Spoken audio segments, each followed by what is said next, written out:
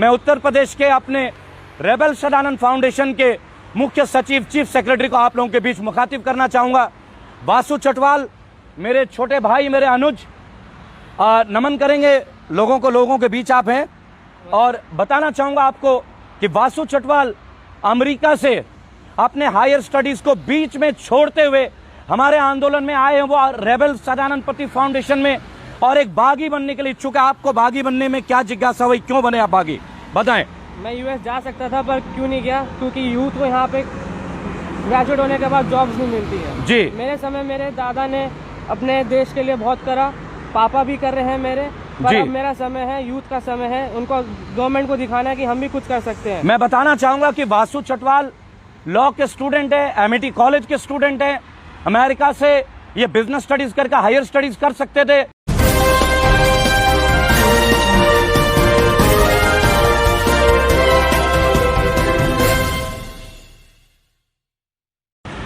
जय हिंद, जय भारत। मैं रेबल सदानंद पति आज दलित प्रेरणा स्थल, जो आप मेरे पीछे देख सकते हैं भाइयों और बहनों, दलित प्रेरणा स्थल, यहां से आज आप लोगों के बीच मुखातिब होऊंगा।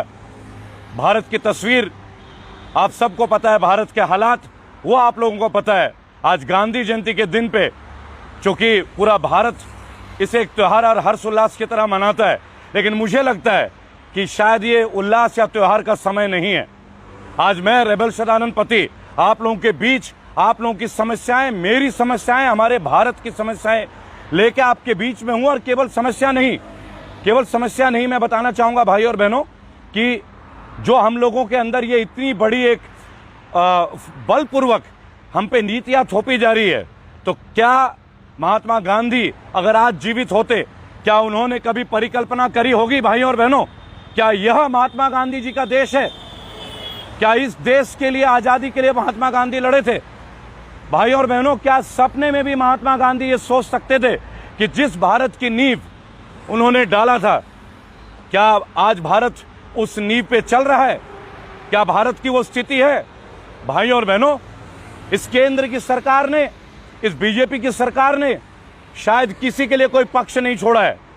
मैंने आज दलित प्रेरणा स्थल का स्थान केवल एक कारण के लिए चुना, क्योंकि डॉक्टर भीमराव अंबेडकर, बाबा साहब अंबेडकर साहब लाखों करोड़ नहीं, संपूर्ण 135 करोड़ भारतीयों को न्याय दिलाने के लिए जो मेहनत की थी, वो भी उस जमाने में, आज से 70 साल पहले का उनका जो विजन था, उनका जो दृष्टिकोण था, वो हमारे आपके लिए था कि कानून सबसे ऊपर है।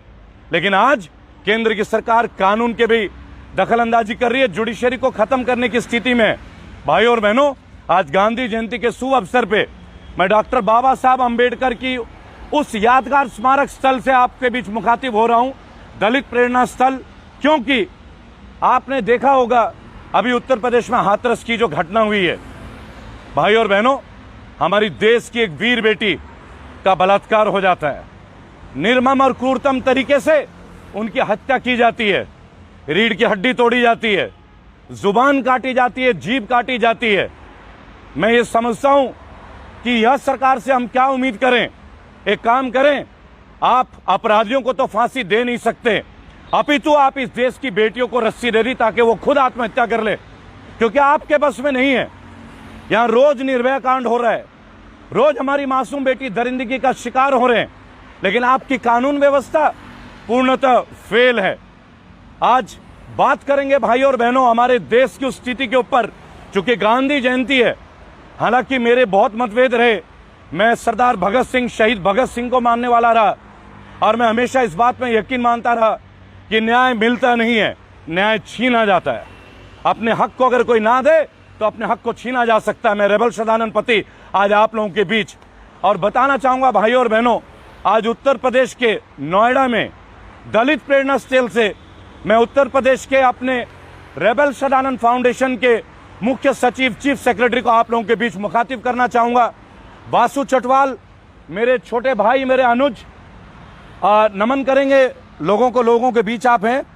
और बताना चाहूंगा आपको कि वासु चटवाल अमेरिका से अपने हायर स्टडीज को बीच में छोड़ते हुए हमारे आंदोलन में आए हैं। वो रेबल सदानंद पति फाउंडेशन में और एक बागी बनने के लिए इच्छुक है। आपको बागी बनने में क्या जिज्ञासा हुई, क्यों बने आप बागी, बताएं।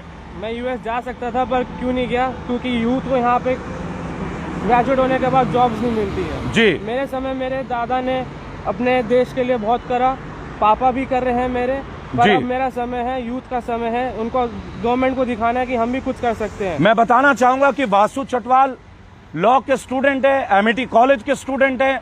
अमेरिका से ये बिजनेस स्टडीज करके हायर स्टडीज कर सकते थे, लेकिन उन्होंने यूएस से ही मुझे संपर्क साधा कि वो हमारे फाउंडेशन को जोड़ना चाहते हैं। और 11 करोड़ लोग हमारे फाउंडेशन में जो जुड़े हैं, हमारे लीगल सेल के मुख्य कार्यकारिणी में वासु चटवाल जी जुड़े हैं और उत्तर प्रदेश के चीफ सेक्रेटरी के तौर पे मैं इनका स्वागत करना चाहूंगा। और आगे आने वाले पहलू में मैं विभिन्न मुद्दों पे इनके साथ चर्चा करूंगा आप लोगों के बीच। भाई और बहनों, आज किसान की स्थिति क्या है देखिए। Farmers are being beaten up in Haryana and in Punjab and everywhere throughout India. आज अन्नदाता को पीटा जा रहा है, मारा जा रहा है। हमारा देश एक कृषि बाहुल्य क्षेत्र का देश है। कृषि ही हमारी मुख्य जीविका का कारण है। और भाजपा शासित प्रदेश हरियाणा में आप जानते हैं कि हरियाणा जो है वो कृषि बाहुल्य क्षेत्र है, हाँ जी, एक तरह से जाटलैंड भी बोला जाता है। हाँ जी। और समस्त भारत में पहलवान, विभिन्न स्पोर्ट्स के अच्छे अच्छे महान खिलाड़ी हरियाणा से आए हैं।